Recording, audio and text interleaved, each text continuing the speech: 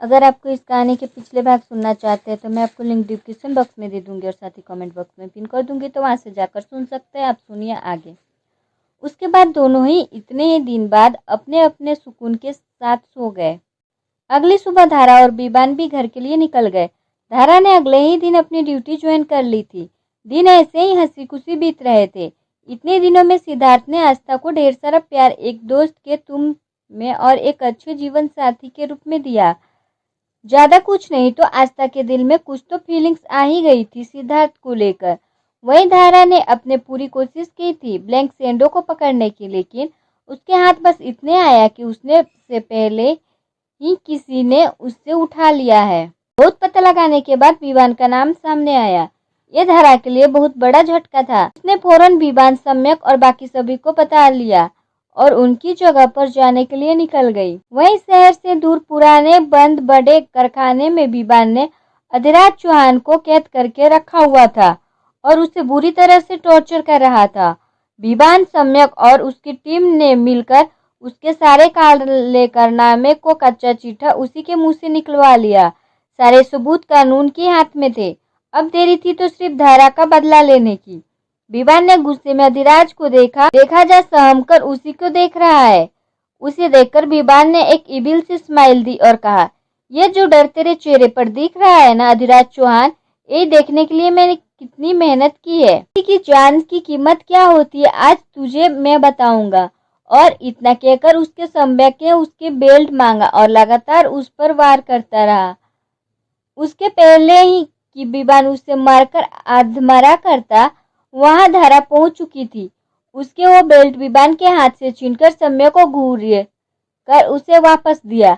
कुछ देर के सन्नाटे और अधिराज के चीखने चिल्लाने के बाद धारा ने कहा, सारे सबूत मिल गए हैं सम्यक? हाँ धारा, ठीक है, इसे भी उसके साथियों के पास कैद कर दो। सारे सबूतों एक और कॉपी कर रखो, उसे कल सुबह तक मीडिया में भेज देना। सम्यक, लेकिन हम इसे ऐसे नहीं छोड़ सकते। ये इस लायक नहीं कि कानून इसे सजा दे। कुत्ते की मौत मरने लायक है ये सब। धारा, किसने कहा कि इन्हें कानून सजा देगी? तुम उतना करो जितना तुम्हें कहा जाए। और इतना कहकर धारा वहां से विवान को घूरती हुई वहां से चली गई। सम्यक खुद से, कहने को तो मैं इसकी सीनियर हूँ, लेकिन सारी हरकतें तो इसकी है सीनियर वाली। धारा वहां से सीधा पुलिस स्टेशन चली गई और विवान वापस घर। सम्यक और बाकी सब अधिराज को ठिकाने लगाने। धारा जैसे ही अपने केबिन में गई वैसे ही उसके पास अद्विका के कॉल आया। उसे तो पता है था ये कॉल क्यों की गई है, लेकिन फिर भी उसने कॉल उठाई तो उधर से अद्विका ने कहा, हेलो धारा जी। धारा, हेलो अद्विका, बोलो। अद्विका रोते हुए, धारा प्लीज यहाँ आ जाओ, देखो ना पापा पता नहीं कहाँ चले गए हैं, प्लीज जितनी जल्दी हो सके आ जाओ। धारा, ठीक है, मैं बस 10 मिनट में आ रही हूँ। फोन करने के बाद धारा ने एक लंबी सांस लेकर कहा, अब टाइम आ गया है तुम्हें सच्चाई पता चल जाए, वरना बाद में और भी ज्यादा तकलीफ होगी तुम्हें। और धारा सीधा अद्विका के घर के लिए निकल गई। वहां पहुंचकर जब वो अद्विका से मिली तो उसने सीधा धारा के गले लगकर रोते हुए कहा, धारा प्लीज पापा को ढूंढो, कहाँ गए वो, मिल नहीं रहे, हमने सब जगह पता किया, वो कहीं नहीं है। धारा, अद्विका प्लीज रोना बंद करो यार। अद्विका, धारा प्लीज मेरे पापा को ढूंढो। धारा, कोई जरूरत नहीं है तुम्हारे पापा को ढूंढने को, हमारे पास ही है। अद्विका हैरानी से, मतलब? धारा, हम तुम्हारे कमरे में चलकर बात करें? अद्विका, अद्विका उसे अपनी कमरे में लेकर आती है। वहां धारा ने अद्विका से कहा, तू मुझ पर भरोसा है? अद्विका अब भी कुछ समझ नहीं रही थी। उसने फिर भी हाँ में अपना सर हिलाया तो धारा ने सम्य के लिए गए कुछ सबूत अद्विका को दिखा दिए। पहले तो अद्विका ने धारा को बहुत बुरा भला कहा, लेकिन सारी सच्चाई जब उसके सामने आई और धारा ने उसे विश्वास दिलाया कि उसने के पापा कितने गलत है, तो अद्विका से यह सब कुछ सहा नहीं गया और रोते हुए वो वहीं बेहोश हो गई। धारा ने तुरंत डॉक्टर को कॉल किया। कुछ देर में डॉक्टर आए। उन्होंने अद्विका को चेक किया और धारा से कहा, इन्होंने 2-3 दिनों से ठीक से खाना नहीं खाया क्या? वहां खड़े एक नौकर ने जवाब दिया, नहीं सर। डॉक्टर, कमजोरी की वजह से बेहोश हुई है, ध्यान दीजिए इनका, मैं कुछ दवा दे रहा हूँ, आप इन्हें टाइम से दे देना। और डॉक्टर वहां से चले गए। कुछ देर बाद अद्विका जब होश में आई तब भी वो रोए जा रही थी। बहुत समझाने के बाद वह शांत हुई तो धारा ने उसे अपने हाथों से खाना खिलाया और दवा भी। उसे सुलाकर वह बाहर हॉल में आई। एक नौकर बुलाकर उसने कहा, एक गेस्ट रूम साफ कर दीजिए। आपकी मालकिन को इस हालत में अकेले नहीं छोड़ सकती, इसलिए मैं एक आदमी को यहाँ उनकी सेक्रेटरी के ध्यान रखने के लिए भेज रही हूँ। जब तक वो आए तब तक आप सारी तैयारी कर दीजिए। धारा ने आदर्श के पास फोन करके उसे बुलाया। कुछ देर बाद अभिक धारा के सामने खड़ा था। धारा, तुम यहाँ क्या कर रहे हो? मैंने तो आदर्श से कहा था यहाँ आने को। अभिक, सॉरी मैम, लेकिन वो नहीं आ पाएगा, इसीलिए मैं आ गया। अद्विका जी, कैसी है आप? उन्हें जरा प्रॉब्लम तो नहीं हुई ना? इतना कहकर उसने वैरो तरह नजरें घुमाई। धारा को कुछ तो समझ आया। उसने थोड़ी धीमी आवाज में कहा, ठीक है, ठीक ही है। वो अभी बड़ी मुश्किल से सोई है, थोड़ी समय लगेगा उसे सच को मानने में। तब तक तुम उसका ध्यान रखना, वो तुम्हारी जिम्मेदारी है। अभी क्या मैं मिल सकता हूँ? अभी धारा, जाओ, रूम में है, सो रही है अभी। अभिक बिना कुछ बोले सीधे अद्विका के रूम में भागा। वहां अद्विका मासूम सा चेहरा लिए आंसुओं की धारा से धरा, जिस पर अभी भी थी। नाक रोने की वजह से लाल हो चुकी थी, चेहरे पर उदासी लिए सो रही थी। अभी थोड़ी देर में अद्विका को देखकर वापस नीचे आ गया। धारा ने उसे कुछ समझाया और वहां से चली गई। अभी भी थोड़ी देर वहीं खड़ा रहा और गेस्ट रूम में चला गया। धारा अद्विका के घर से निकलकर सीधे अपने घर की ओर चली गई। कुछ ही देर में वो घर पहुंच चुकी थी। रात के लगभग 8 बज रहे थे। घर में सबसे मिलने के बाद वो अपने रूम में गई, जहाँ बीबान पहले ही मौजूद था। धारा के कदमों की आहट से उसने पहचान लिया कि धारा वापस आ गई है। उसने धारा से बात करने की कोशिश की तो धारा ने उसे इग्नोर करके अपने कपड़े चेंज करने चली गई। बीबान, ये लो, अब इन मैडम को भी मनाना पड़ेगा, गुस्सा जो हो गई है। और वो भी क्यों ना, बिना बताए इतना बड़ा कांड जो कर दिया मैंने। कुछ देर बाद धारा जब वापस आती है तो बीबान वही बेड पर बैठा धारा के इंतजार कर रहा होता है। बीबान, धारा, मुझे तुमसे बात करनी है। धारा कुछ नहीं कहती। उसने बीबान को इग्नोर किया और वहां से जाने लगी तो बीबान ने उसे पीछे से गले लगाते हुए कहा, कहाँ जा रही हो? मैंने कहा ना मुझे तुमसे बात करनी है। धारा खुद को संयमित करते हुए, अब क्या बात करनी है तुम्हें? सब कुछ तो बिना बताए करके आ गए हो, अभी भी कुछ रह गया है क्या कहने को? बीबान अपना चेहरा धारा की गर्दन पर टिका कर, बचा है ना, अभी तो बहुत कुछ बाकी है। खैर, वो सब मैंने पहले ही सोच लिया था, तो इतना गुस्सा मत हो प्लीज, और आगे से कोई बात नहीं छुपाऊंगा तुमसे, सच्ची। धारा गुस्से में कसियाती हुई, उसने कहा था मेरे काम में अपनी नाक घुसाने को, मैं देख लेती उस कुत्ते को।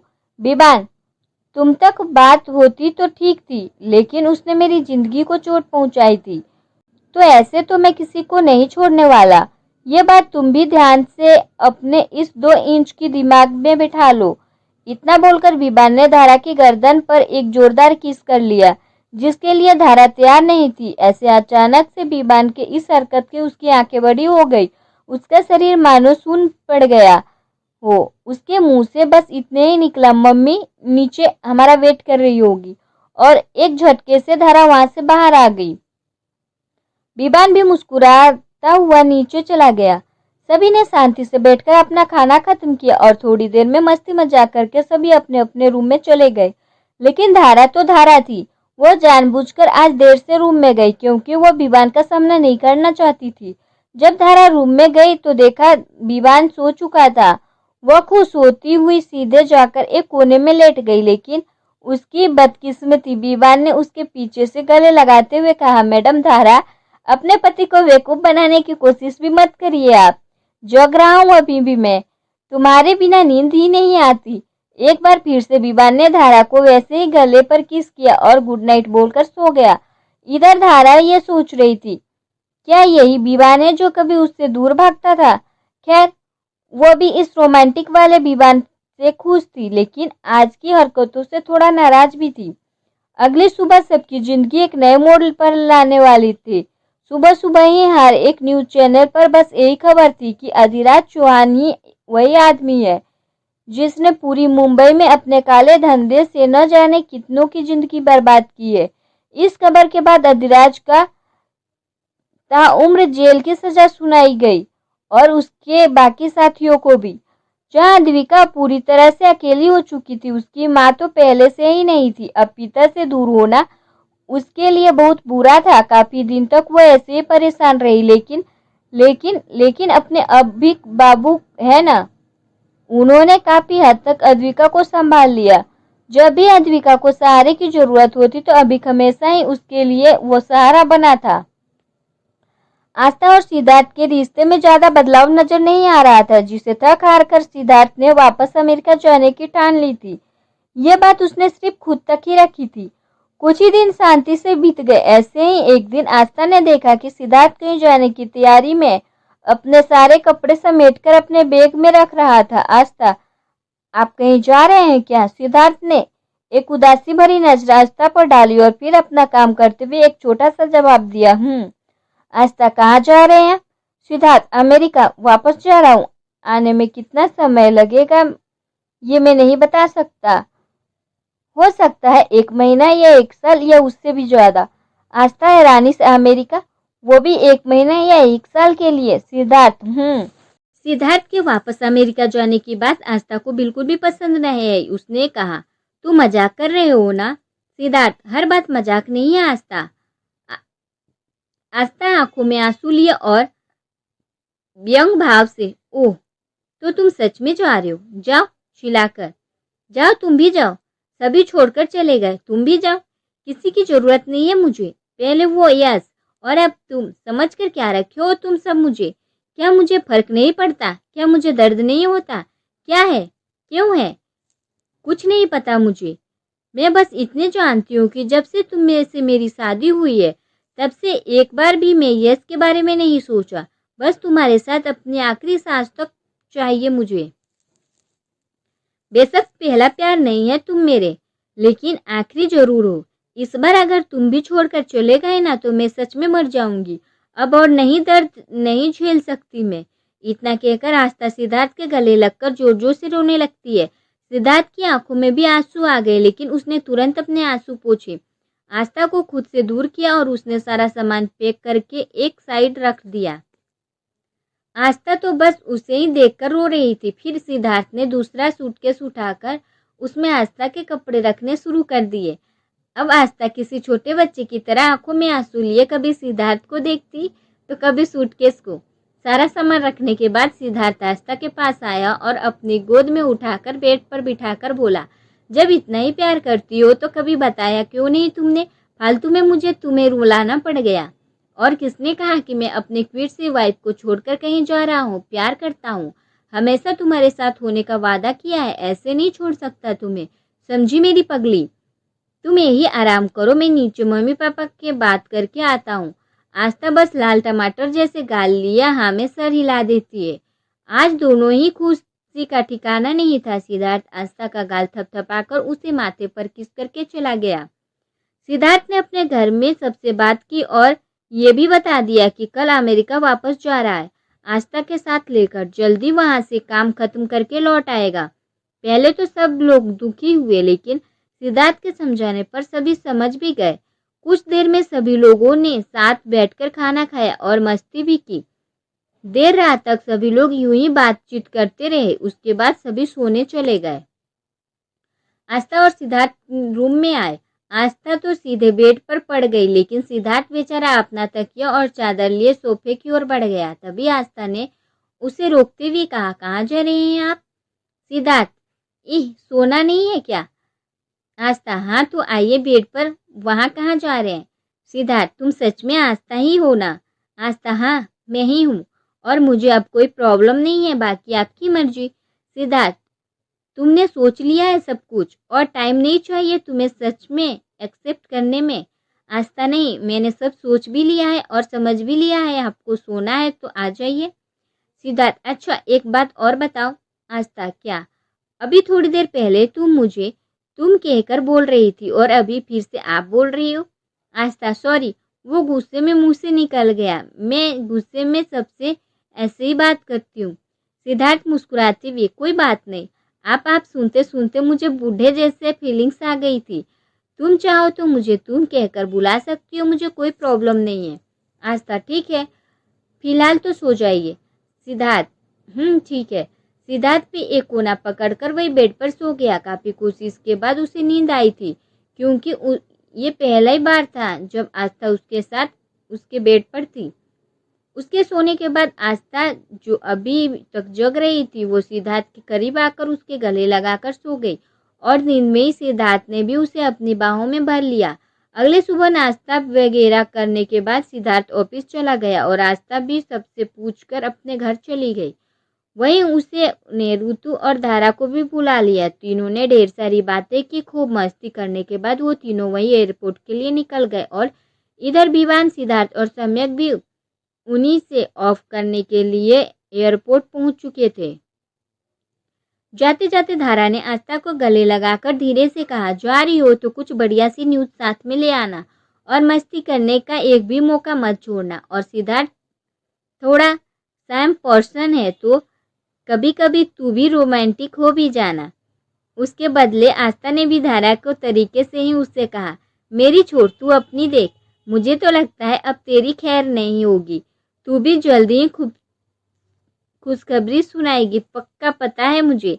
और थोड़ा बहुत दिमाग इन दो गद्धों को भी लगा देना तू, वरना ऐसे ही एक दूसरे को देखकर अपनी जिंदगी बिता देंगे। उधर विवान और सिद्धार्थ भी अपने अपने खुसुर फुसुर कर रहे थे। थोड़ी ही देर में वो लोग भी चले गए। वहीं ये सिद्धार्थ ऑफिस और धारा, सम्यक, ऋतु तीनों स्टेशन के लिए निकल गए। धारा और विवान की नोकझोंक और आस्था और सिद्धार्थ का प्यार के साथ ये सिलसिला यूं ही चलता रहा। एक दिन मल्होत्रा मेंशन में सभी लोग बैठकर खाना खा रहे थे। तभी सम्यक ने कहा, भाई और भाभी, आप लोगों के लिए एक सरप्राइज है। विवान, अच्छा, तुम्हें भी सरप्राइज देने आता है? मैं तो आज देख रहा हूँ। खैर, अब रखा ही क्या है तो बता दे। सम्यक, देखो भाई, थोड़ा मस्का लगाओ, मुझे तभी बताऊंगा वरना नहीं। विवान, मस्का तुझे और वो भी मैं? सम्यक, देखो भाई, सोच लूं, बड़े काम का सरप्राइज है। विवान, अच्छा चल मेरे भाई, मेरी जान, अब बता भी दे। सम्यक ने एक लिफाफा सामने विवान और धारा के सामने रखा और इशारे में विवान को उसे खोलने को कहता है। विवान जब उसे खोलता है तो हैरानी से सभी सम्यक की तरफ तो कभी मम्मी पापा की तरफ देखता है तो धारा उससे वो लेटर लेकर देखती है। दरअसल वो लेटर नहीं, जम्मू कश्मीर की 2 टिकट थी, धारा और विवान के नाम।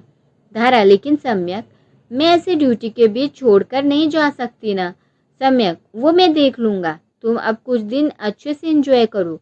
माना कि तुम मेरी दोस्त हो, लेकिन मैं भी तुम्हारा पति भी तो है, उस पर भी ध्यान दो कभी। धारा, अरे लेकिन, वो उसके आगे कुछ कहती तभी विवान ने नीचे टेबल से ही उसका हाथ पकड़ लिया और उसके सम्यक से कहा, थैंक यू मेरे भाई, सच में ये बहुत बढ़िया सरप्राइज था ये। धारा, अरे लेकिन मम्मी पापा। सम्यक, उन्हें सब पता है, तुम बस तैयारी करो जाने की। उसके बाद सभी लोग खाना खाकर रूम में चले जाते हैं। धारा और विवान रूम में आते हैं तो धारा विवान से कहती है, तुम मुझे रोका क्यों? मैंने अपनी पूरी बात भी नहीं की थी। विवान, हाँ तो मुझे पता है तुम मना नहीं करती, इसलिए रोक दिया। बहुत हो गया तुम्हारा, अब तुम्हें चलना है पड़ेगा मेरे साथ हनीमून के लिए। धारा कुछ बोलने को हुई तो विवान ने झटके से धारा को अपने करीब खींचा और उसके ओठों पर अपने ओठ रख दिए। धारा ने भी उसकी कोई विरोध नहीं किया।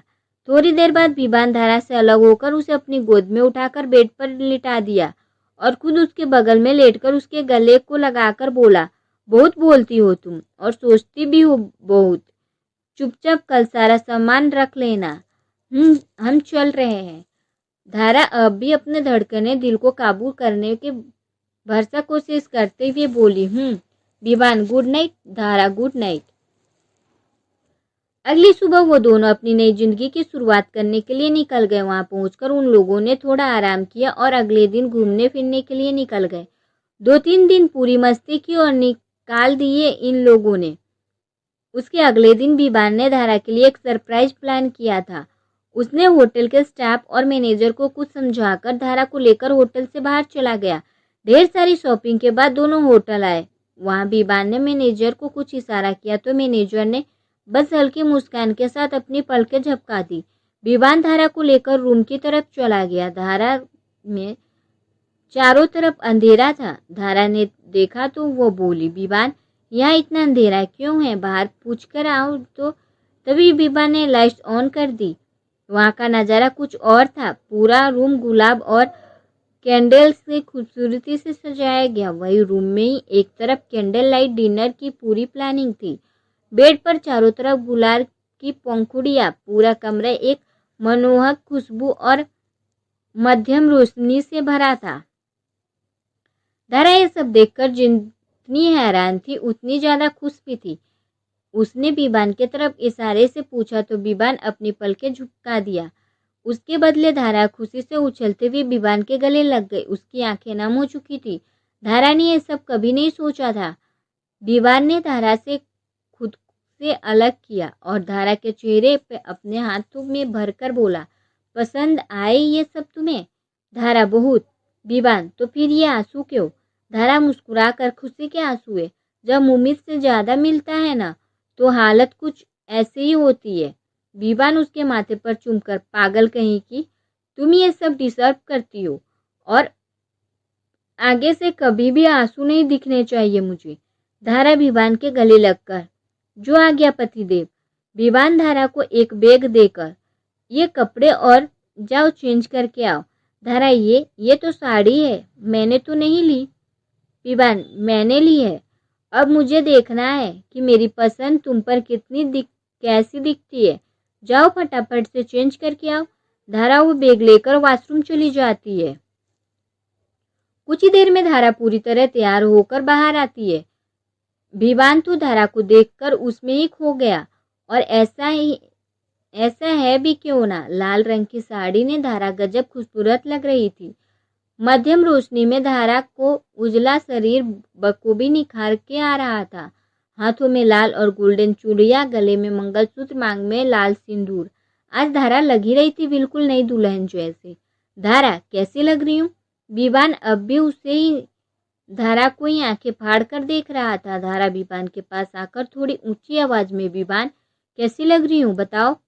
विवान हड़बड़ी में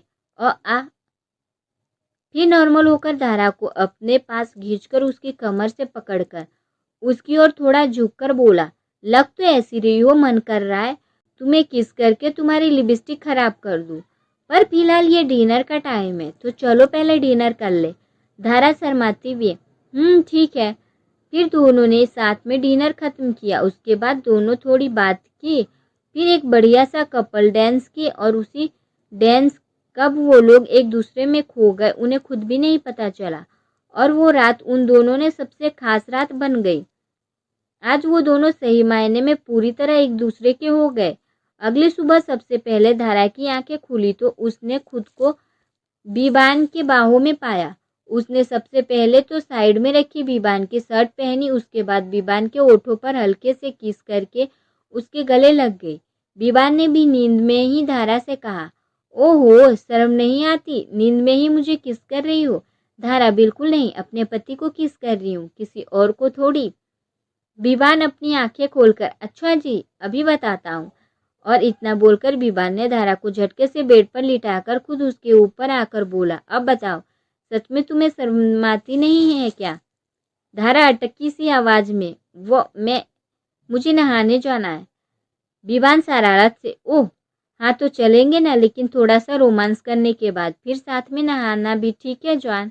धारा अपनी आंखें बड़े किए विवान को देख रही थी और मन में खुद से कोसती हुई बोली, यही एक काम बचा था मुझे बोलने को और अब से मैंने अपने दिल की बात बोली है। तब से ये इतना अलग बिहेव क्यों कर रहा है? धारा इससे ज्यादा कुछ सोच पाती विवान ने उसके ओठों पर अपने ओठ रख दिए। इधर आस्था और सिद्धार्थ के भी रोमांस एकदम मस्त चल रहा था। सुबह सिद्धार्थ ऑफिस और शाम को आस्था के साथ खूब मस्ती, शॉपिंग और ढेर सारे प्यार के साथ इनका दिन भी यूं ही बीत रहा था। धारा और विवान भी घर वापस आ चुके थे और उन्होंने सारे फैमिली और ऋतु के सामने सम्यक की शादी की बात चला दी। उस टाइम सभी लोगों के मुंह में नाश्ता था। ऋतु और सम्यक को तो जो धक्का लगा, खाना पानी सब बाहर। सम्यक भाई और धारा, तुम दोनों अपना दिमाग क्या वहीं छोड़कर आए हो? मैं पहले भी कह चुका हूँ और अब भी कह रहा हूँ, मुझे शादी वादी नहीं करनी, मैं जा रहा हूँ। विश्वजीत जी थोड़ी गुस्से वाले तेवर में, कोई कहीं नहीं जाएगा, आज नहीं तो कल तुम्हें शादी करनी ही है, बहुत छूट दे चुके हैं हम, अब और नहीं, शादी तो तुम्हारी होकर रहेगी, विवान और धारा सारी जिम्मेदारी आप दोनों की। सम्यक, लेकिन पापा। विश्वजीत जी, तुमने सुना नहीं मैंने क्या कहा? सम्यक आंखों में आंसू लिए ऋतु को देखता है, जो उस टाइम पर अपना सर नीचे किए उसे प्लेट में चम्मच घुमा रही थी। उसके बाद वो सीधा स्टेशन और चला गया। उसके जाने के बाद ऋतु भी खुद को संभालती हुई स्टेशन चली गई।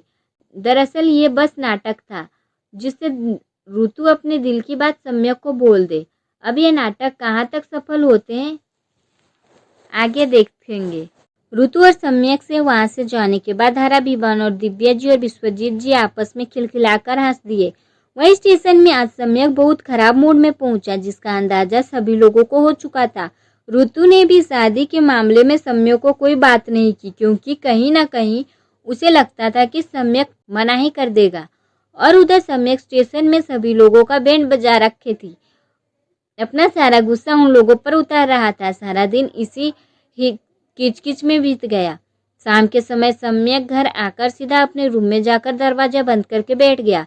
सबने सोचा कि वो फ्रेश होकर थोड़ी देर में बाहर आ जाएगा, लेकिन ऐसा हुआ नहीं। रात में लगभग 8 बज गए, लेकिन सम्यक अभी भी बाहर नहीं आया। सबने उसे बाहर लाने की कोशिश की, लेकिन ना कोई रिस्पॉन्स मिला, ना ही कोई जवाब। सब थक हार कर परेशान होकर बैठ गए। तो धारा ने कहा, मैं एक बार और कोशिश कर देखती हूँ। धारा, सम्यक दरवाजा खोलो। सम्यक, तुम सुन रहे हो ना? देखो, अगर तुमने अभी दरवाजा नहीं खोला ना तो मैं तुम्हारी कोई हेल्प नहीं करूंगी। सम्यक, बात सुन रहे हो ना? अगर तुम चाहते हो कि तुम्हारी शादी ना हो, ठीक है, मैं करूंगी तुम्हारी हेल्प, पर प्लीज दरवाजा खोलो। कुछ देर धारा वैसे ही खड़ी रही, पर सम्यक बाहर नहीं आया तो धारा ने गुस्से में कहा, ओके फाइन, अब दोबारा आ मत जाना मुझे हेल्प मांगने। अब तो मैं भी सबसे साथ तुम्हारी शादी जबरदस्ती करवाऊंगी। मैं यहाँ पागलों जैसी इतनी देर से खड़ी बकबक किए जा रही हूँ, तुम पर कोई असर नहीं हो रहा? रहो वहीं अपने कमरे में, शादी के दिन आना बाहर। धारा ने बस 2 ही कदम आगे बढ़ाए कि पीछे से दरवाजा खुलने की आवाज आई। धारा ने पीछे मुड़कर देखा तो सम्यक अंदर जा चुका था। धारा भी सम्यक के पीछे उसके रूम में चली गई, जहां पूरी तरफ से अंधेरा था। बेड पर बैठा सम्यक सामने रखे लैपटॉप पर लुटू के फोटोज को देखकर न जाने कितनी देर से रोए जा रहा था। धारा ने पहले तो लाइट्स ऑन की तो सम्यक को देखकर उसकी आंखें नम हो गई। सम्यक किसी छोटे बच्चे की तरह एक पिलो अपने गले से लगाए रोए जा रहा था। धारा तुरंत सम्यक के पास जाकर उसके गले लगकर रोने लगी। सम्यक भी रोते हुए उसके गले लगकर बोला, धारा प्लीज, मैं नहीं कर सकता, किसी और से शादी नहीं होगा मुझे, प्लीज रोक दो ये सब। अगर ऋतु मुझसे शादी नहीं करना चाहती तो मैं जबरदस्ती नहीं करूँगा उसे, लेकिन मैं किसी और का नहीं हो सकता, प्लीज धारा, मम्मी पापा से कहो कि वो ऐसा ना करे। धारा उसका चेहरा अपने हाथों में लेकर उसके हाथ सुपोछ कर बोली, शांत हो जाओ सम्यक, किसी से नहीं होगी तुम्हारी शादी, मैं हूं ना, मैं संभाल लूंगी, तुम प्लीज रोना बंद करो। सम्यक, तुम सच कह रही हो? धारा, सम्यक उसके गले लगकर, थैंक्स धारा। धारा, लेकिन तुम्हें वो करना होगा जो मैं कहूंगी। सम्यक, क्या? धारा उसे सारी बातें बता देती है और अपनी प्लानिंग भी बता देती है, जिसे सुनकर सम्यक काफी गुस्से होता है और गुस्से में ही अपना धारा को रूम से बाहर कर देता है।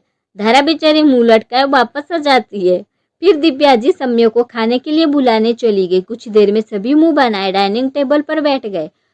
शांति से खाना खाने के बाद सम्यक ने धारा से कहा, छत पर आ जाना खाकर, और सम्यक वहां से सीधा छत पर चला गया। धारा भी जल्दी से खाना खाकर भागी छत पर। वहां सम्यक पहले से धारा का वेट कर रहा था। धारा के आया देख उसने कहा, अब क्या करने वाली हो तुम? धारा, तो क्या तुम तैयार हो मेरी बात मानने के लिए? सम्यक, सोच कर बताऊंगा। धारा, है तो तुम अगर शादी के लिए हाँ कर दोगे तो पक्का ऋतु को बुरा लगेगा और वह तुमसे पूछने जरूर आएगी। उस वक्त तुम्हें उससे उसके दिल की बातें जाननी है। सम्यक, वो अगर तब भी उसका जवाब ना हुआ तो? धारा ऐसा नहीं होगा। सम्यक, ठीक है, तुम कहती हो तो मान लेता हूँ, लेकिन अगर जरा भी गड़बड़ हुई तो उसकी जिम्मेदार तुम होगी।